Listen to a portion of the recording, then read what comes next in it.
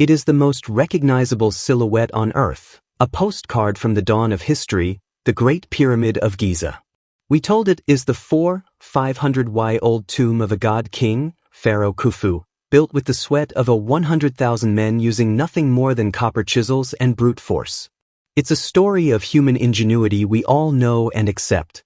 But it is also a fabrication, a grand illusion sold for centuries. To build this monument in the accepted 20-year timeline, the builders would have had to quarry, shape, transport, and perfectly place one multi-ton block every 2.5 minutes. Every single minute of every single day for 2 decades straight. This isn't a challenge. It is a logistical and physical impossibility.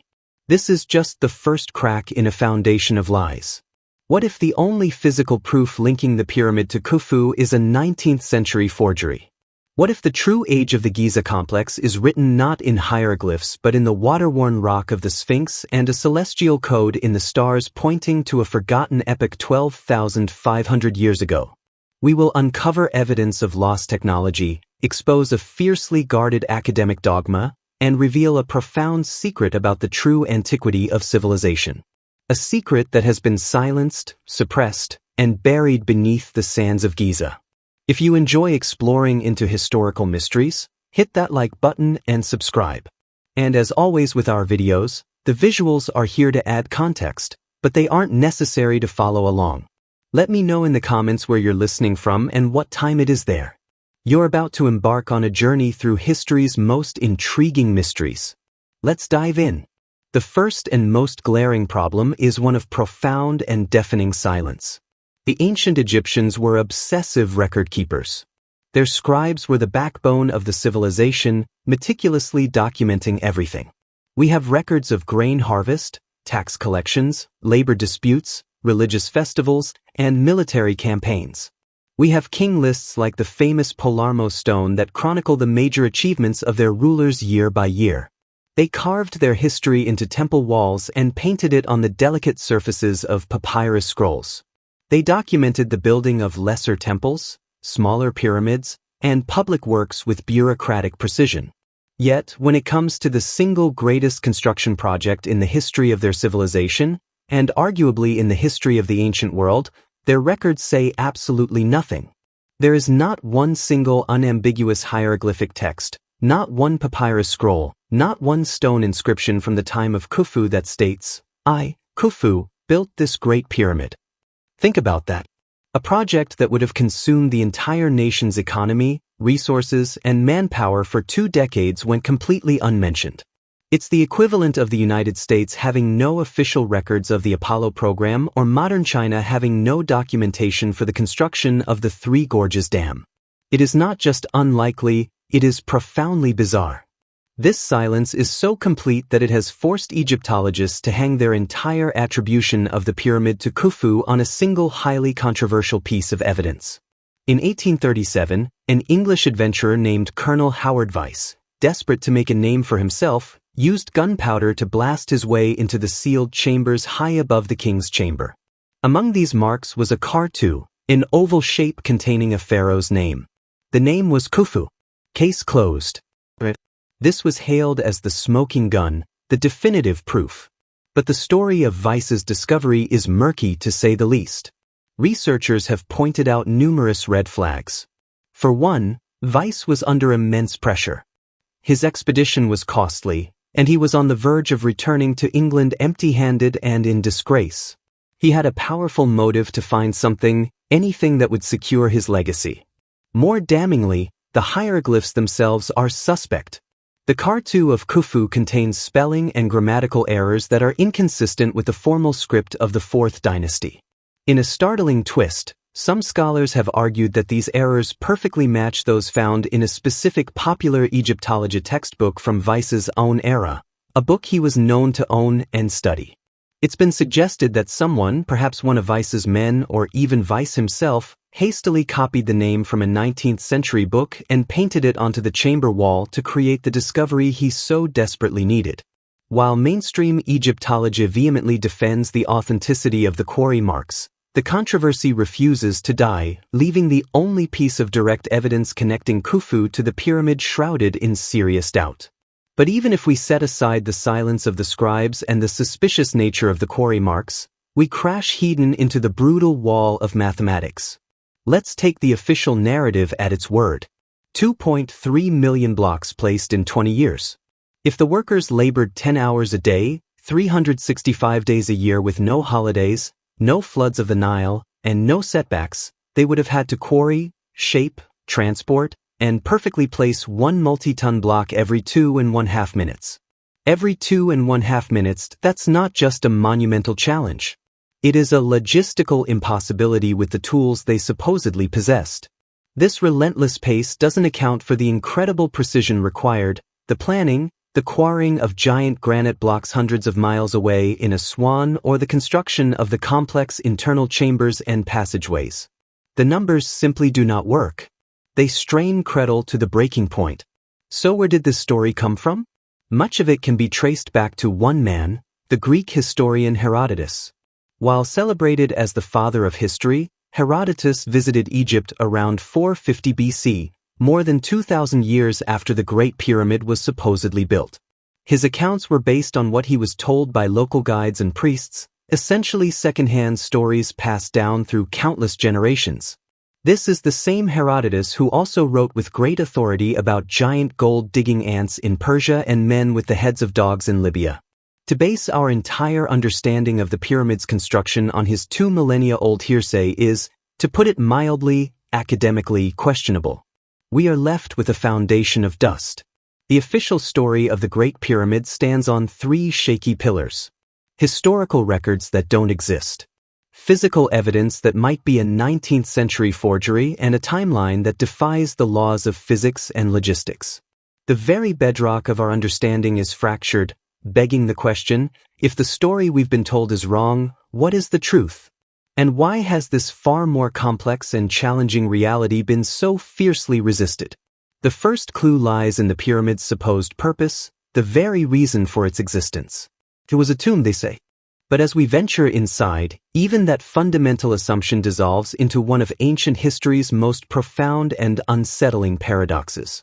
If the story of how the Great Pyramid was built is riddled with inconsistencies, the story of why it was built crumbles under even the slightest scrutiny. For over a century, the unwavering consensus in mainstream Egyptology has been that this colossal structure served one primary purpose, to be the final resting place of Pharaoh Khufu. An elaborate and impenetrable tomb designed to protect his mummified remains and worldly treasures for eternity. Every aspect of the official narrative is filtered through this tomb theory. The internal chambers are named the King's Chamber and the Queen's Chamber. The imposing granite box in the King's Chamber is called a sarcophagus. And the ascending passages are seen as a spiritual pathway to the afterlife. It's a neat and tidy explanation. The only problem is that there is not a single shred of direct physical evidence to support it. In fact, the pyramid itself seems to scream a different story. Let's begin with the most glaring omission. Despite being meticulously explored for centuries, not one trace of a royal burial has ever been found within the Great Pyramid. No body, no mummy fragments, no canopic jars containing organs, no broken pieces of equipment, no scattered remnants of treasure, nothing. This is in stark contrast to virtually every other confirmed royal tomb discovered in Egypt. When Howard Carter peered into Tutankhamun's tomb, he was met with a glint of wonderful things. Gold, jewels, chariots, and priceless artifacts packed from floor to ceiling.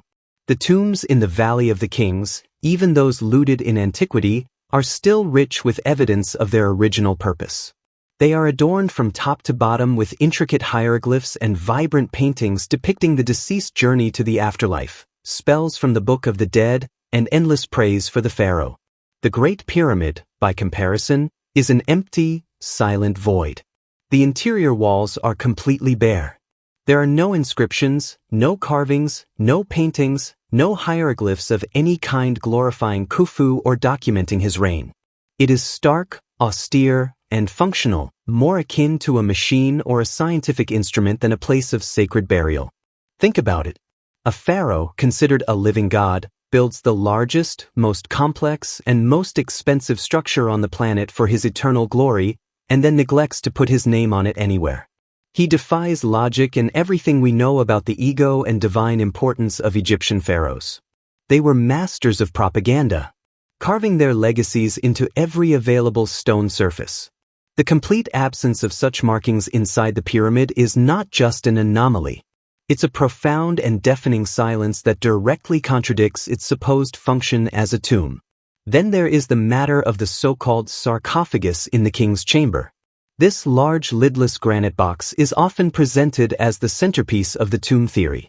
However, it too presents a series of baffling problems. Firstly, it is crudely finished, bearing rough saw marks and an unpolished surface that is completely out of character with the fine craftsmanship seen elsewhere in the chamber, particularly the flawlessly smooth granite walls. Royal sarcophagi were typically objects of exquisite beauty, intricately carved and polished to a mirror finish. This box is utilitarian and rough. Secondly, it is slightly too large to have been brought in through the narrow ascending passageway. This means it must have been placed in the chamber as the pyramid was being built around it. Why would builders go to such an extraordinary length constructing an entire mountain of stone around a single unfinished and undecorated granite box? Furthermore, when it was first officially opened and documented in the 9th century by the Caliph al-Ma'mun, who had to tunnel his way into the pyramid, the sarcophagus was found completely empty. There was no lid beside it and no evidence it had ever been sealed. Modern analysis has also found no trace of human remains or the resins and materials associated with the mummification process within it. The tomb theory requires us to believe that ancient tomb robbers not only managed to penetrate the pyramid's labyrinthine passages and remove a multi-tonon granite lid, but also meticulously clean the sarcophagus of any and all forensic evidence of its original occupant, all without leaving a single trace of their own presence. It's a far more fantastical story than any alternative theory. The more logical conclusion is that the box was never intended to hold a body in the first place. Its purpose remains a mystery, but calling it a sarcophagus is an assumption, not a fact. It's a label applied to make the object fit a preconceived theory rather than allowing the object to inform a new one. The silent, empty, and undecorated chambers of the Great Pyramid stand as a powerful rebuke to the tomb theory. It contains none of the elements we would expect from a pharaonic burial site. The profound lack of inscriptions, the absence of any burial goods, and the anomalous nature of the granite coffer all point to a purpose far different and perhaps far more complex than simply a place for a king to rest. Even if we were to momentarily set aside the baffling questions of who built the pyramid and why, we are still left with the monumental and perhaps most challenging mystery of all. The official explanation: thousands of laborers using simple copper tools, wooden sleds, and earthen ramps paints a romantic picture of human perseverance. But when you move from the realm of artistic depiction to the cold, hard reality of physics and engineering, this picture begins to look less like a historical account and more like a work of fiction. The construction of the Great Pyramid wasn't just an impressive feat of ancient engineering. It was, by the Bronze Age society, a logistical and technical impossibility. Let's first consider the sheer scale and precision of the foundation. The Great Pyramid sits on a base covering over 13 acres, and it is leveled to an accuracy of within a single inch from one corner to the other. To achieve this level of precision over such a vast and uneven rocky plateau is a staggering accomplishment, even for modern surveyors with laser transits and GPS technology. The accepted theory suggests the Egyptians flooded the area with water and used the water level as a reference. A clever but ultimately impractical idea. The Giza Plateau is porous limestone, making it notoriously difficult to hold standing water. Creating a watertight basin of that size would have been a monumental engineering project in itself before the first stone of the pyramid was even laid. Then there is the alignment. The pyramid is oriented to the 4 cardinal points of the compass with an accuracy of less than 1/15th of a single degree. This is a level of precision that wasn't matched again in a major structure until the 19th century. The north-south axis is aligned to true north, not the magnetic north of a compass, which shifts over time. Achieving this requires a sophisticated understanding of astronomy and long-term observation of the stars, a feat known as sighting the pole. While possible, the extreme accuracy achieved at Giza suggests a level of astronomical knowledge and technical application far beyond what is generally attributed to the Old Kingdom Egyptians. It's one thing to observe the stars for planting cycles.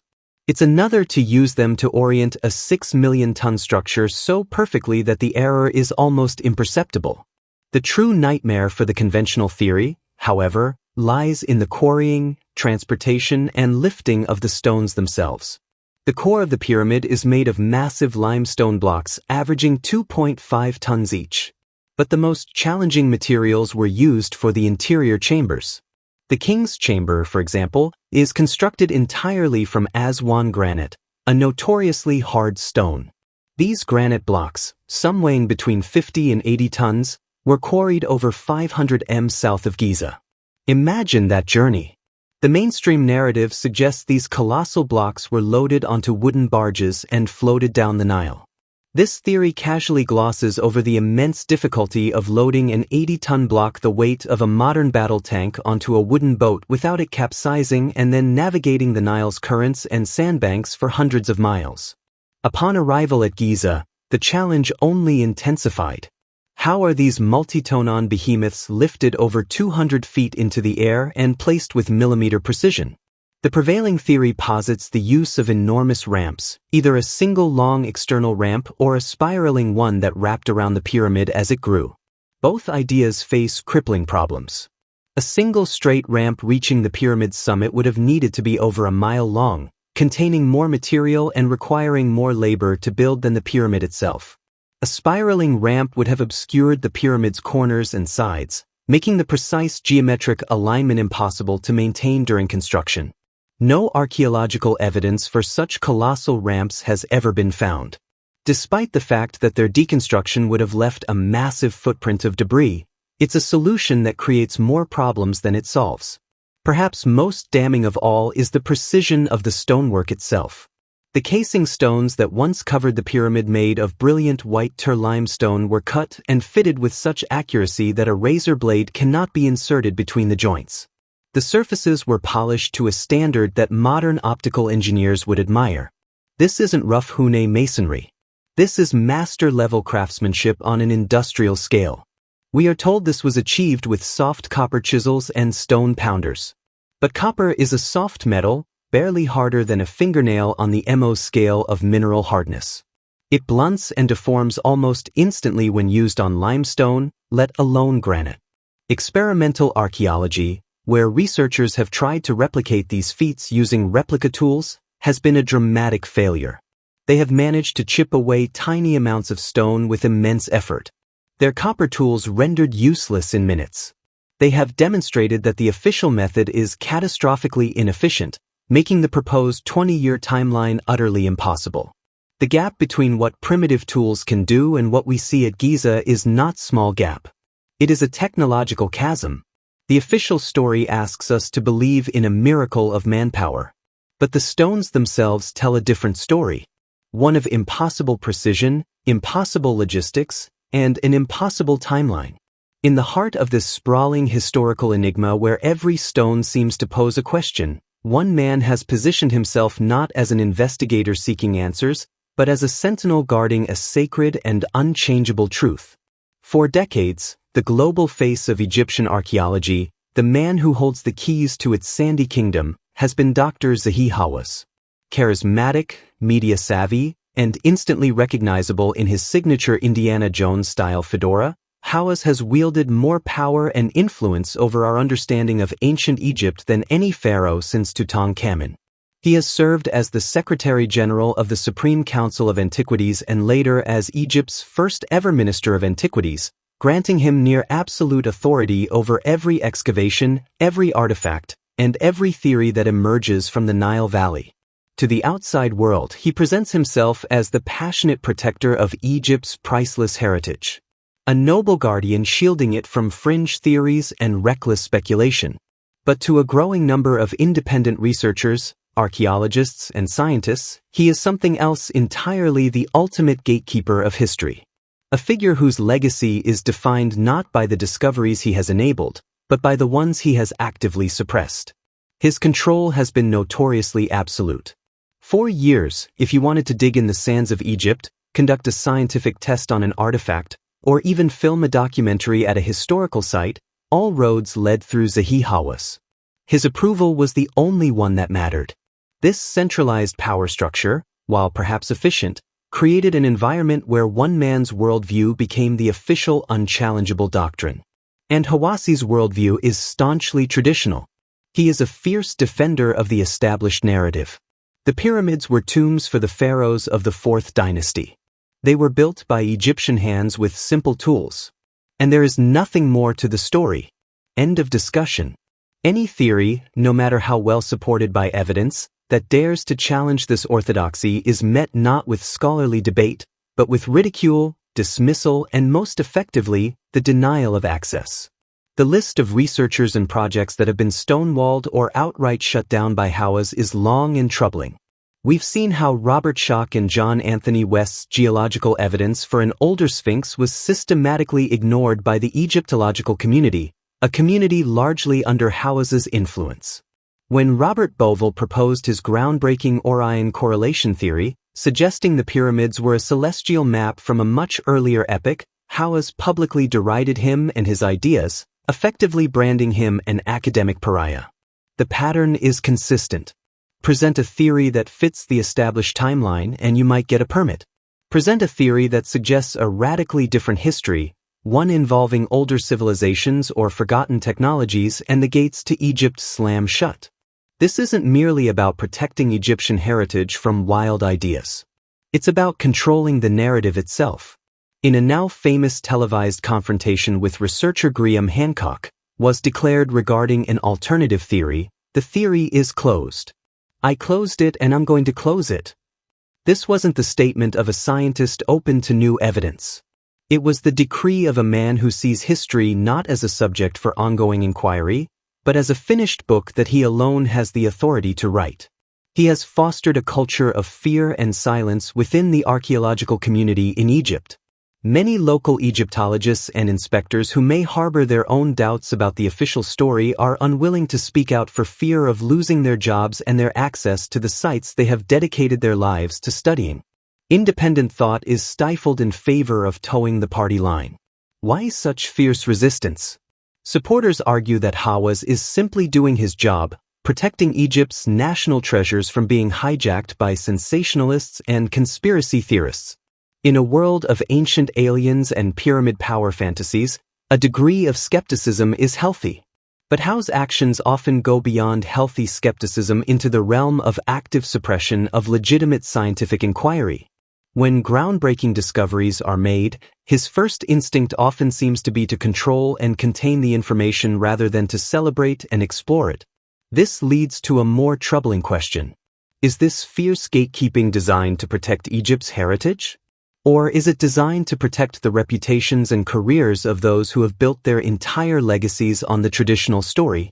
Rewriting history is a messy business. It threatens to upend decades of academic consensus, render countless textbooks obsolete, and challenge deeply ingrained notions of national identity.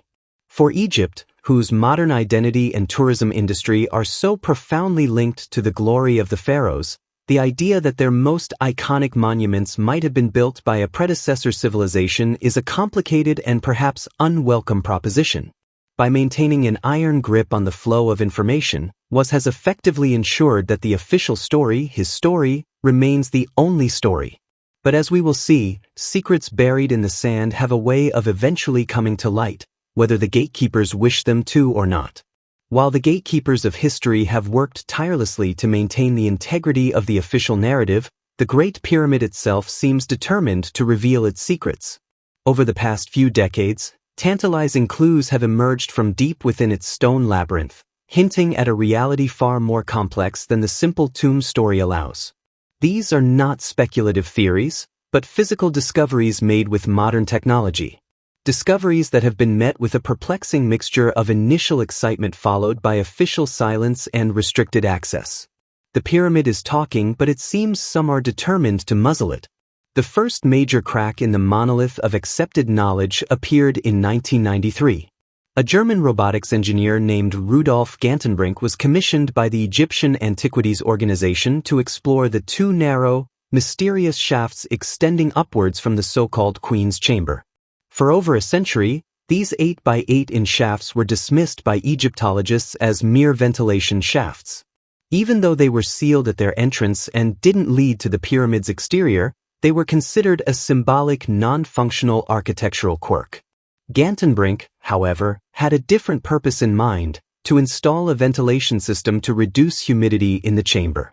To do so, he designed a sophisticated custom-built robot named Apot-2, opener of the ways in ancient Egyptian, to crawl up the southern shaft and clear it of debris.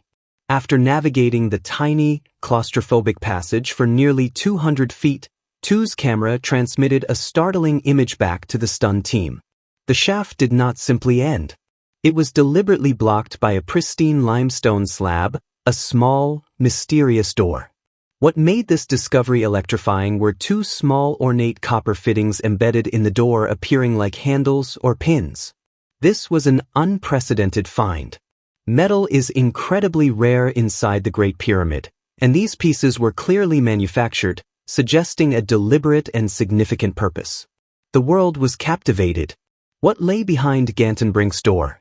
A hidden chamber, an inscription, a clue to the pyramid's true function. Just as Gantenbrink was preparing to investigate the northern shaft and further analyze his discovery, his work was abruptly halted. The Egyptian authorities, under the purview of Dr. Zahi Hawass, revoked his permit and publicly downplayed the significance of the find, insisting the copper pins were of little importance. For nearly a decade, the mystery was left to fester, fueling speculation and frustration among researchers worldwide. Finally, in 2002, in a highly publicized event broadcast by National Geographic, a new expedition was permitted to drill a small 3/4-inch hole through Gantenbrink's door. With the world watching, a fiber optic camera was pushed through the opening. The tension was palpable, but the revelation was only another layer of mystery. Behind the first door was a small empty space and then another sealed limestone door. This one rougher and seemingly more final. And there the investigation stopped once again. To this day, that second door in the southern shaft remains unopened. The northern shaft, which was later found to also terminate in a similar door, has also been left unexplored. The official explanation cites concerns over preserving the monument, a valid point on its surface. Yet, it's hard to ignore the pattern of allowing just enough of a glimpse to create a global sensation only to shut down any meaningful follow-up investigation. It begs the question, what are they so afraid of finding? The mystery deepened exponentially in 2017 with a discovery that was, if anything, even more profound. An international team of scientists working on the Scan Pyramids project used a non-invasive imaging technique called MUN radiography.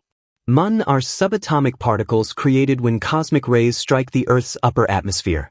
They rain down on the planet constantly, and because they can pass through hundreds of feet of stone, they can be used to detect density variations inside large structures, much like a medical X-ray. After months of collecting data, the results were astonishing. The team had discovered a massive, previously unknown void deep within the pyramid, located directly above the Grand Gallery.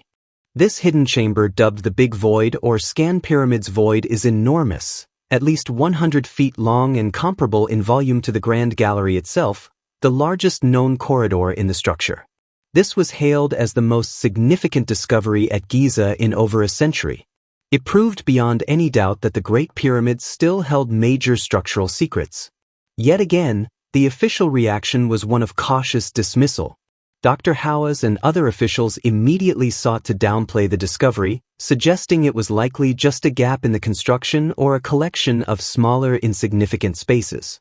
The Scan Pyramids team, however, stands by its data, which clearly indicates a single large contiguous void. Requests to drill a small endoscopic camera into the void to determine its nature and contents have been consistently denied.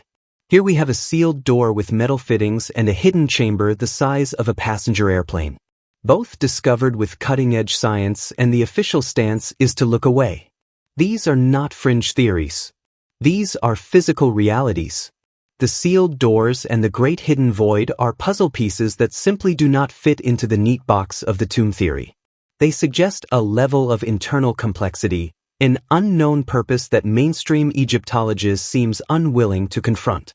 Just a short walk from the foot of the Great Pyramid lies another equally enigmatic monument, a silent sentinel that has gazed out at the horizon for untold ages. The Great Sphinx. Carved from a single massive outcrop of bedrock, the colossal statue with the body of a lion and the head of a man is an icon of ancient Egypt. The official story, the one you will find on tour guides and in history books, is that the Sphinx was carved around 2500 BC by the Pharaoh Khufu, the same king credited with building the second pyramid at Giza. The evidence for this is largely circumstantial. The face of the Sphinx is said to resemble statues of Khufu, and the adjacent Sphinx temple was built with stone blocks quarried from the Sphinx enclosure itself. For decades, this attribution was accepted as fact. But a maverick researcher and a geologist threw a wrench into the gears of history, presenting a single powerful piece of evidence that suggests the Sphinx is not only older than Khufu, but older than the entire dynastic Egyptian civilization. This historical bombshell was dropped by John Anthony West, an independent researcher and author who became fascinated by an obscure theory from the 1950s. He noticed that the weathering and erosion patterns on the body of the Sphinx and on the walls of the pit or enclosure from which it was carved looked profoundly different from the erosion on other monuments at Giza, including the pyramids themselves. The pyramids show clear signs of wind and sand erosion, sharp horizontal lines carved by millennia of desert winds. The Sphinx and its enclosure walls, however, display a very different pattern. Long, deep vertical fissures and rounded undulating surfaces. To us, this looked unmistakably like erosion caused by water, specifically by significant and prolonged rainfall. The idea was radical. The Giza Plateau is part of the Sahara, one of the driest places on Earth. Where would all this rain have come from? To get a scientific opinion, West teamed up with Dr. Robert Schoch, a geologist and professor at Boston University. Schoch, a mainstream academic with no preconceived notions about alternative history, agreed to examine the evidence purely from a geological perspective. After a thorough on-site analysis, he came to a startling conclusion. West was right. The weathering patterns on the Sphinx were classic. Textbook examples of precipitation-induced erosion. The deep vertical fissures were caused by rainwater running down the stone for a very, very long time. There was no other geological explanation that fit the evidence. This geological diagnosis opened up a mind-blowing chronological problem. When was the last time the Giza Plateau experienced a climate wet enough to cause this kind of extensive water erosion? It certainly wasn't during the time of Khufu around 2500 BC, an era that was just as arid as it is today. To find a period of heavy sustained rainfall in this part of the world, Schoch had to go much, much further back in time. It would have to be the work of a sophisticated monument-building culture that existed in a period we currently call prehistory. A time when, according to conventional archaeology, humans were supposedly simple hunter-gatherers incapable of such massive undertakings. Western Schoch proposed a compelling theory. An unknown ancient civilization carved the original monument, likely as a lion to match the celestial constellation of Leo during its corresponding astronomical age. Millennia later, when the dynastic Egyptians rose to prominence and found this ancient, heavily eroded monument buried in sand, they simply recarved the damaged head into the likeness of one of their pharaohs, possibly Khufu, and built their own temples around it. This would explain why the head of the Sphinx appears disproportionately small for its massive lion body. It was recarved from a larger, heavily weathered original. The reaction from the Egyptological community led by figures like Zahi Hawass was swift and dismissive.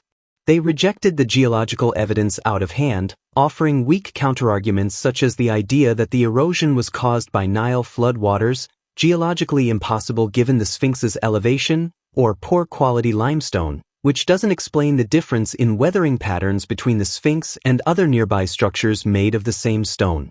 At a heated debate at the American Association for the Advancement of Science, geologists overwhelmingly sided with Schoch's analysis. While Egyptologists refused to engage with the scientific data, falling back on traditional archaeological dating methods, they ignored the inconvenient truth carved into the stone. The Sphinx, a monument out of time, stands as a profound challenge to our understanding of the past. It suggests that the history of civilization on the Giza Plateau is far longer and more complex than we have ever been led to believe, and that the dynastic Egyptians may not have been the first, but rather the inheritors of a much older, forgotten legacy. The ancient Egyptians were undeniably brilliant observers of the night sky.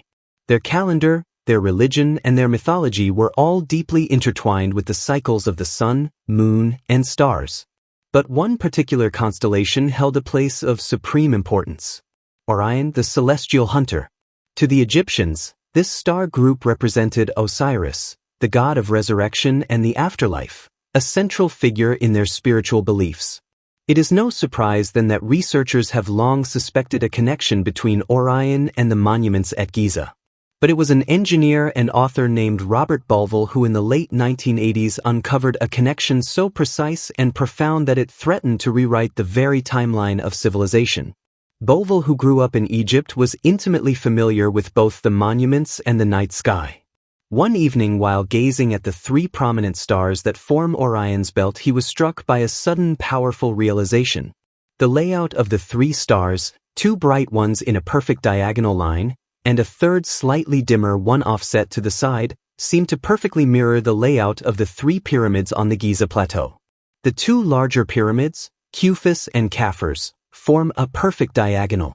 The third and smallest pyramid, Menor, is slightly offset from this line, exactly like the third star in Orion's belt, Mtaka. This visual correlation was intriguing, but Bovell suspected it was more than just a coincidence. He began to dig deeper using modern astronomical software to track the movements of the stars back in time. The stars are not fixed in the sky due to a slow wobble in the Earth's axis called precession. Their positions gradually shift over a vast cycle of approximately 26,000 years. This celestial motion, known as the precession of the equinoxes, acts as a great cosmic clock. Bovell wanted to find out if there was a specific time when the alignment between the pyramids and the stars was not just similar but perfect. He input the Giza ground plan into his software and began to wind back the celestial clock. As he traveled thousands of years into the past, he noticed something incredible. While the general layout always matched, the angle of Orion's belt in the sky at its highest point, a moment known as its meridian transit, was slowly changing. He kept going back past the time of the pharaohs, past the beginnings of recorded history. Then he hit a date that made the hairs on his arms stand up, 10,500 BC. At that precise moment in history, and only at that moment, the alignment was flawless. The angle of the three stars of Orion's belt as they crossed the meridian in the southern sky was an exact match for the angle of the three pyramids on the ground. It was a perfect as above so below moment, a terrestrial map of the heavens frozen in stone. The discoveries didn't stop there. The correlation was multi-layered and astonishingly complex.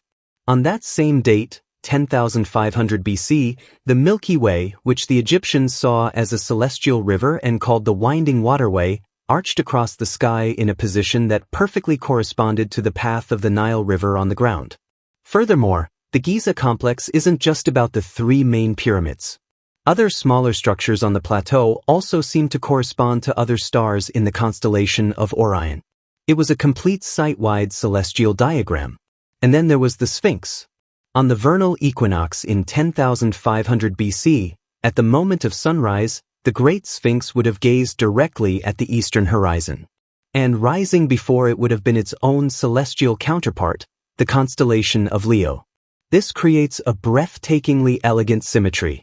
The lion-bodied statue on the ground gazes at the lion constellation in the sky on a date when the pyramids above it perfectly mirror Orion's belt.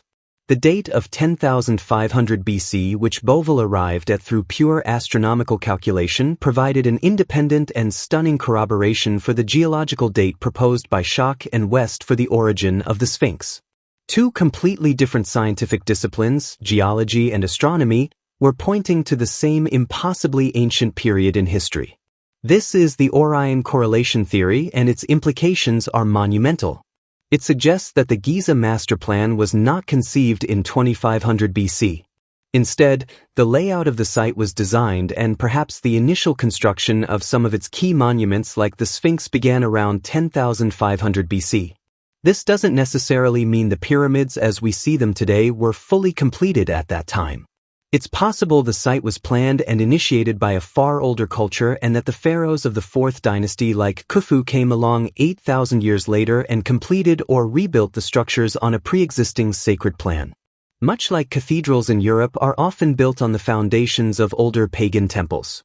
This would explain the presence of Khufu's quarry marks inside a structure whose fundamental design is vastly older. It reconciles the evidence for a 4th dynasty presence with the overwhelming astronomical and geological evidence for a much more ancient origin. The celestial clock set in the stones and sands of Giza points to a history that is far grander, older, and more mysterious than we have ever imagined. A history that began not with the first pharaohs, but in a forgotten dawn of civilization. While the grand astronomical alignments and geological timelines paint a picture of a civilization far older than we imagine, some of the most compelling evidence for a forgotten technology is not found by looking up at the stars, but by looking down at the stones themselves very closely. When you move past the overwhelming scale of the pyramid and begin to examine the fine details of its construction, you find irrefutable fingerprints of a manufacturing process that simply should not exist in the Bronze Age. These are not marks left by primitive copper chisels and stone balls. They are the ghostly tool marks of advanced machinery, a technology so precise it rivals and in some cases exceeds what we can achieve today. The leading pioneer in this field of forensic engineering is Christopher Dunn, a master craftsman and engineer with decades of experience in high-precision manufacturing. Approaching the pyramids not as an archaeologist but as a machinist, Dunn examined the artifacts and stonework with a trained eye for the telltale signs of how they were made. What he found particularly in the granite artifacts inside the Great Pyramid and at other sites like the Serapim of Saqqara shattered the conventional narrative. Granite is one of the hardest stones on Earth, composed of tough quartz and feldspar crystals. The official story claims the ancient Egyptians worked this incredibly hard material with soft copper tools, sometimes aided by an abrasive sand slurry. Dunn argues this is technically impossible, not just inefficient. He points to the granite coffer or sarcophagus in the king's chamber. While crudely finished on the outside, its interior corners are remarkably sharp and precise. D noted that creating such perfectly square inside corners in a block of granite is exceedingly difficult. Primitive methods would inevitably produce rounded, bruised corners. But even more baffling was evidence of how the box was hollowed out.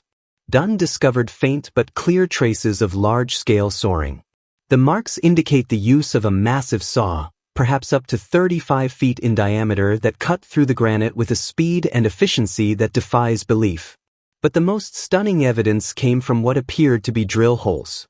At various sites, Dunn and others have documented granite and basalt cores, the cylindrical pieces of stone left over after a hole has been drilled. These cores exhibit features that are the unmistakable signature of high-speed drilling.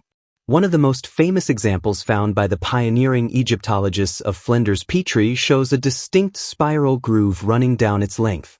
This groove indicates that the drill bit advanced into the granite at a phenomenal rate of about 1 in for every 100 revolutions. This is a feed rate that is hundreds of times greater than what modern diamond-tip drills can achieve in granite. To cut through a material as hard as granite, that quickly would require an immense amount of downward pressure and rotational speed. Forces that are simply not achievable with a hand-operated bow drill as depicted in Egyptian art. It points to a machine with a powerful motor applying tons of force. Furthermore, Dunn observed that the spiral groove on the core was deeper in the softer feldspar crystals than in the harder quartz crystals. This is the opposite of what would happen with a simple abrasive cutting method. An abrasive like sand would wear away the softer material more slowly because the abrasive particles would get embedded in it, protecting it from further cutting. The quartz, being harder, would be ground down more quickly. The pattern seen on the core is consistent with a high-speed cutting tool where the bit's cutting edge is momentarily slowed as it hits the hard quartz, causing the feed rate to change and the groove to become shallower. It is a subtle but powerful piece of evidence that screams machining. The precision doesn't end with drilling. D meticulously measured the surfaces of granite artifacts, including the coffer in the king's chamber, using precision straight edges and gauges. He found surfaces that were flat to within 0.002 of an inch, a level of accuracy known as optical precision. Achieving this on a small piece of metal in a modern machine shop is a challenge. Creating it on a multi-ton block of granite is a feat of master-level engineering. The methods proposed by Egyptologists, pounding the surface with stone balls called dough-right pounders and then grinding it with sand, would never produce such uniform, geometrically perfect flat surfaces. Pounding creates a bruised, uneven surface, and hand grinding inevitably results in a slightly convex or concave finish. The flatness seen at Giza is the hallmark of high-speed guided machinery. Like a massive surface planer or grinder, these ghosts in the granite are everywhere once you know what to look for. Perfectly planar surfaces, impossibly sharp internal corners, and drill cores with feed rates that defy modern capabilities. This is not speculation. It is physical, measurable evidence. It tells us that the builders of these artifacts possessed a technology that was not just advanced for its time, but advanced by any standard. They weren't just chipping away at stone, they were machining it with power and precision. The silent stones bear witness to a level of technological sophistication that has been conveniently ignored by mainstream history. A chapter of our past that seems to have been deliberately torn from the books. The evidence we've seen, geological, astronomical, and engineering, all converges on a single paradigm-shattering possibility. The masterworks of ancient Egypt were not the sudden invention of the 4th dynasty pharaohs, but rather the legacy of a much older, more advanced, and now forgotten civilization. This idea is the cornerstone of the work of authors like Graham Hancock, who have spent decades gathering clues from around the globe that point to a lost chapter in human history. This isn't a story about aliens or supernatural forces. It's a story about us, about a highly sophisticated human society that rose, flourished, and was then catastrophically wiped from the face of the earth, leaving behind only faint but spectacular echoes of its existence. Hancock proposes that this predecessor civilization reached a high level of development during the last ice age, a period that ended with a cataclysmic episode of global warming and sea level rise known as the Younger Dryas, roughly between 10,800 and 9,600 BC. This was not a gradual warming, but a violent and chaotic period of extreme climate change marked by massive floods, raging wildfires, and the extinction of many large animal species. The cause of this cataclysm is still debated by scientists, but a leading theory points to a cometary impact or multiple fragments of a comet striking the North American ice sheet. Such an event would have instantly vaporized millions of tons of ice, triggering unimaginable floods, what geologists call meltwater pulses, and throwing the global climate into chaos. It is in the shadow of this global catastrophe that Hancock's theory takes shape. He suggests that this advanced civilization, which may have been a global maritime culture, was all but annihilated by the Younger Dust cataclysm. Their cities, likely located in coastal areas, were drowned by the rising seas. Sea levels rose by a staggering 400 feet at the end of the Ice Age. Their knowledge, their history, and their technology were almost completely lost. However, a few survivors, perhaps missionaries or small groups of elites, managed to escape the devastation. They scattered across the globe, carrying with them the fragmented knowledge of their drowned world. They became, in Hancock's words, the teachers of mankind, wandering among the more primitive hunter-gatherer societies that survived the cataclysm and attempting to restart civilization to pass on the essentials of their knowledge in agriculture, astronomy, architecture, and law. This theory provides a compelling explanation for one of the most enduring mysteries of the ancient world: the sudden and seemingly miraculous emergence of civilization in multiple places around the world, from Egypt to Mesopotamia to Mesoamerica. Complex societies appear to spring into existence with a fully formed toolkit of advanced skills. In Egypt, there is no long, slow period of development. The Old Kingdom seems to emerge out of the prehistoric mist, already in possession of incredible engineering, mathematical, and astronomical knowledge, as evidenced by the Giza pyramids. Mainstream history has no good explanation for this. It simply labels it a flourishing. The lost civilization theory, however, suggests it was not a sudden invention, but a sudden inheritance. The Egyptians of the 4th dynasty were the beneficiaries of a legacy of knowledge passed down through generations from these ancient cataclysms' surviving teachers. The evidence for this extends far beyond Egypt. Hannock points to a global pattern of shared myths and architectural themes. Flood myths, for example, are ubiquitous in ancient cultures across every continent, all telling a similar story of a great deluge that wiped out a former age of humanity. Is it possible these are not just myths, but the distorted collective memory of the very real floods that ended the Ice Age? We also see mysterious megalithic structures around the world that share an uncanny resemblance in their construction techniques, often featuring massive, irregularly shaped stones fitted together with jigsaw-like precision, a technique known as polygonal masonry. This can be seen in Peru on Easter Island, and even in ancient Japan, suggesting a shared global school of engineering that has been lost to time. The Giza complex, with its astronomical alignments pointing directly to the era of the Younger Dust Cataclysm, may be the most spectacular and enduring monument left by these survivors. A message in stone, a warning, or perhaps a celestial tombstone for their drowned world. This theory explains the sophistication we see at Giza without resorting to extraterrestrials. It credits our own human ancestors with these achievements, but places them in a much older and more dramatic timeline. It suggests that civilization is not a linear upward progression, but a cyclical process of rising and falling. We are not the pinnacle of a steady climb from the Stone Age.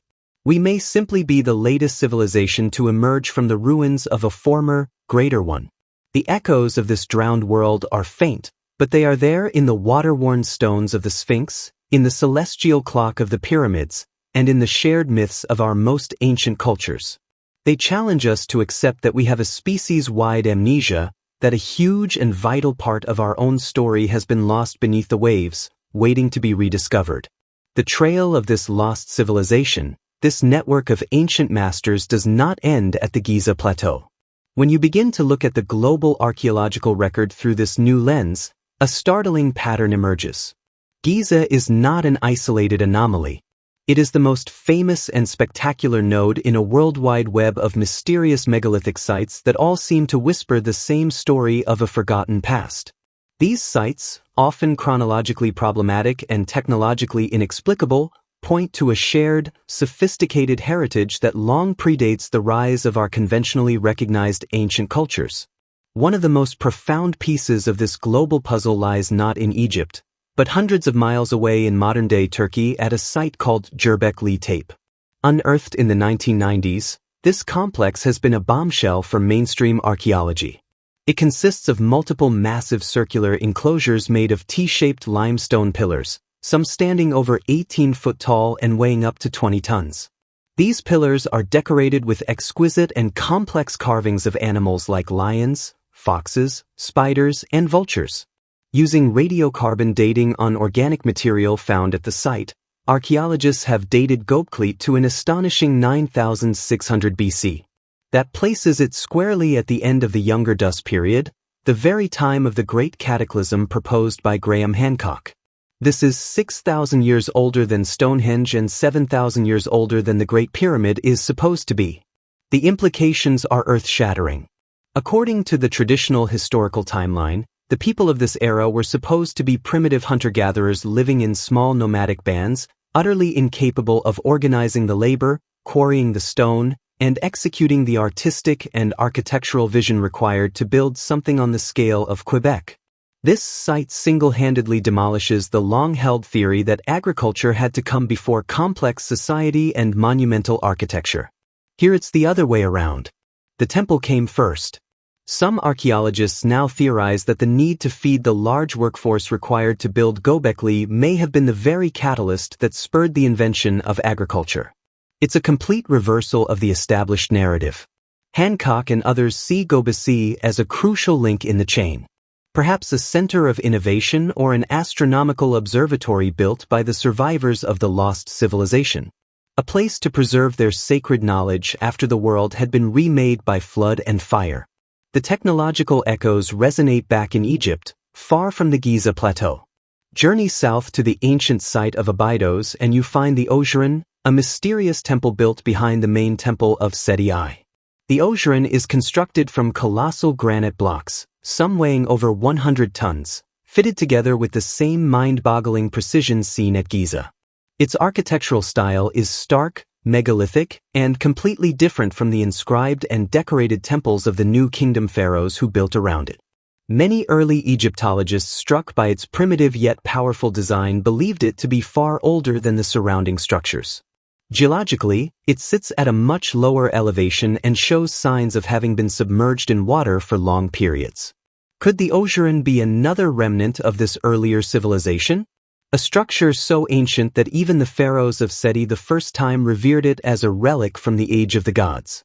Perhaps even more inexplicable are the granite boxes of the Serapeum of Saqqara. This subterranean labyrinth houses 25 massive coffers, each weighing around 70 tons with a 30-ton lid for a total of 100 tons. Each box is carved from a single block of Aswan granite polished to a mirror finish inside and out with surfaces flat within fractions of a millimeter. The interior corners are perfectly square, a feat of engineering, as we've discussed, that is extraordinarily difficult in granite. No one knows for sure what their purpose was. The official theory is that they were burial vaults for sacred Apis bulls. Yet only a few were found with any remains, and the scale of the boxes seems absurdly excessive for this purpose. Christopher Dunn, applying his machinist's analysis, concluded that these boxes could not have been made with the primitive tools of the Egyptians. The precision is that of modern surface plates used in industrial engineering. He argues they function more like resonance chambers than coffins.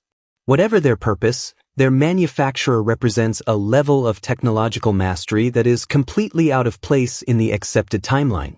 From the sunshed platforms of Baalbek in Lebanon, where 800-ton foundation stones sit in a Roman temple complex, to the intricate polygonal walls of Sakhain in Peru, where enormous stones are fitted so perfectly you can't slide a piece of paper between them, the evidence mounts. These are not the works of isolated primitive cultures spontaneously inventing identical highly advanced construction techniques. They are the fingerprints of a shared global inheritance.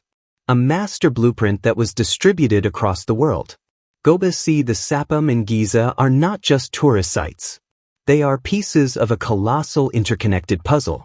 They are the monuments left behind by a network of ancient masters challenging us to reassemble the fragments of their story and in doing so to rediscover a lost and foundational chapter of our own. We have journeyed from the sun-scorched Giza plateau to the depths of its hidden chambers. From the water-worn bedrock of the Sphinx to the celestial blueprint written in the stars. We have examined the microscopic tool marks etched in granite and explored the echoes of a drowned world in global myths and scattered monuments.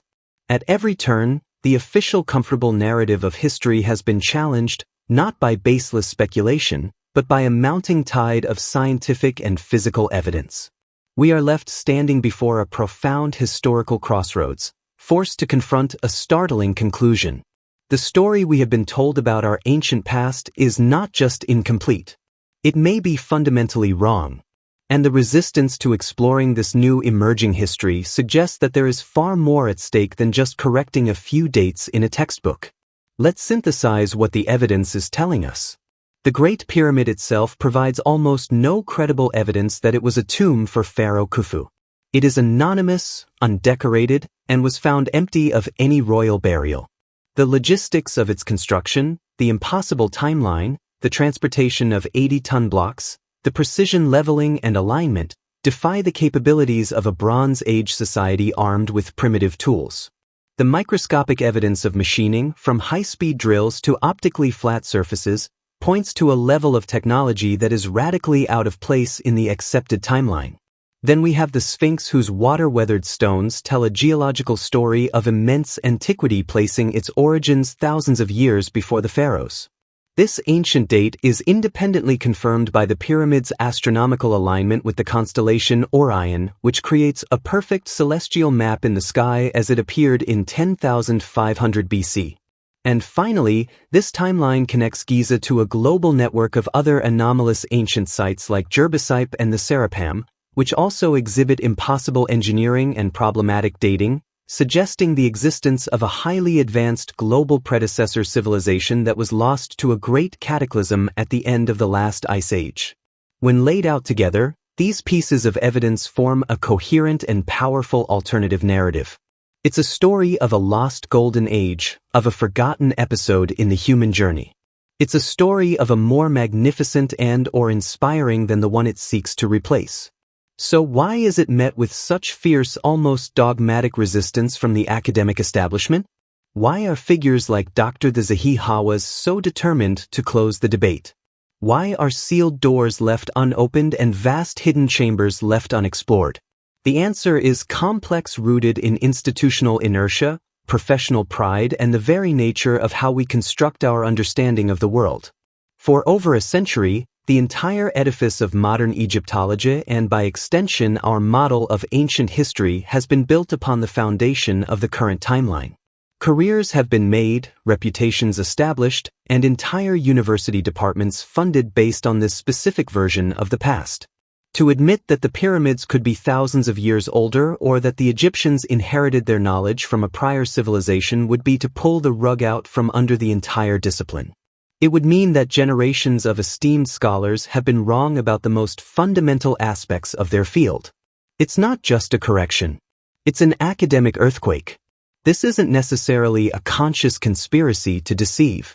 It's a powerful and very human resistance to paradigm shift. When your entire worldview is threatened, the natural instinct is to reject the threatening data rather than rebuild the worldview. There are also issues of national and cultural identity at play. The pyramids are a source of immense national pride for modern Egypt, a direct link to the glorious pharaohs who are seen as the founders of their civilization. The suggestion that these monuments are not a purely Egyptian achievement, but rather the legacy of an even older unknown people, can be perceived as an attempt to diminish that heritage. In this context, the gatekeeping of figures like Hawass can be seen as an act of cultural protectionism, shielding a cherished national story from challenging and potentially disruptive new ideas. But what is truly at stake here is more than just academic reputations or national pride. It's our collective understanding of who we are. The conventional model of history presents a slow linear progression of humanity from primitive cave dwellers to us, the enlightened pinnacle of civilization.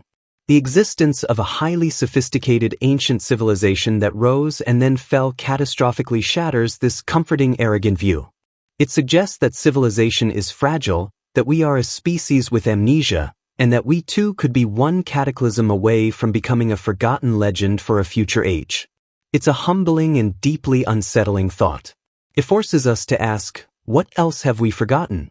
What other parts of our story have been buried not just by sand and sea but by our own unwillingness to look? Confronting this potential cover-up, whether it is intentional or simply the product of institutional blindness, means demanding a more open, transparent, and courageous approach to archaeology. It means demanding that the sealed doors be opened, that the hidden voids be explored, and that all evidence, no matter how disruptive, be put on the table. The secrets of the Great Pyramid are not just secrets about the past. They are secrets about human potential, about our resilience, and about our profound capacity for both greatness and oblivion. Unlocking them might not just rewrite history, it might redefine our future. The story of the pyramids, as we've discovered, is not a closed case, but an active investigation. A mystery that grows deeper with every new discovery. We stand at a precipice, looking back into a past far more ancient and enigmatic than we ever thought possible. The evidence challenges us to abandon the simple stories we were taught and to embrace a more complex and awe-inspiring reality. It suggests we are the heirs to a legacy we have long forgotten. The inheritors of a world that was drowned and a history that was buried. The questions that remain are as monumental as the structures themselves. Who are the people who designed a celestial clock on the Giza plateau 12,500 years ago? What technology allowed them to machine granite with impossible precision? What knowledge was so important that they sought to encode it in timeless stone to ensure it would survive a world-ending cataclysm? And perhaps most importantly, what are the modern-day gatekeepers of history so afraid we might find if we were allowed to look behind those final sealed doors? The quest for these answers is more than just an academic exercise. It is a quest for our own identity. It is a journey to recover the lost memories of the human family. The path forward requires a new era of exploration, one that is free from dogma and open to revolutionary possibilities. It demands that science be our only guide, that all evidence be considered, and that we have the courage to follow that evidence wherever it may lead, even if it overturns everything we thought we knew. The secrets of the pyramid are waiting. The ghosts of our forgotten ancestors are whispering in the granite. All we have to do is find the courage to listen.